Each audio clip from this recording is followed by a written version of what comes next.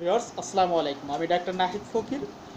সম্মানিত ভিউয়ার্স, আমার সামনে যে পেশেন্টটা আছে এনার নাম হচ্ছে ইয়াসমিন, বয়স হবে 21 বছর।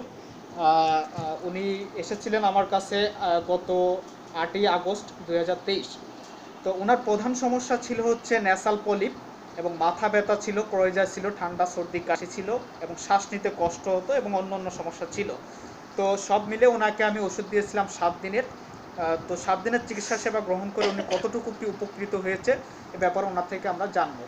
তো ইয়াসমিন আপু, আপনি একটু কাইন্ডলি আমাকে বলবেন যে আপনার নাকের যে সমস্যাটা ছিল মাংস বৃদ্ধি, এটা কম বেশি কিছু হয়েছে আপনার কাছে মনে হয়? আলহামদুলিল্লাহ ভালো হয়েছে। ভালো হয়েছে। আচ্ছা, আপনার যে মাথা ব্যথা ছিল, ঠান্ডা ছিল, সর্দি ছিল, কাশি ছিল, এগুলো কম বেশি কিছু হয়েছে? আলহামদুলিল্লাহ হয়েছে।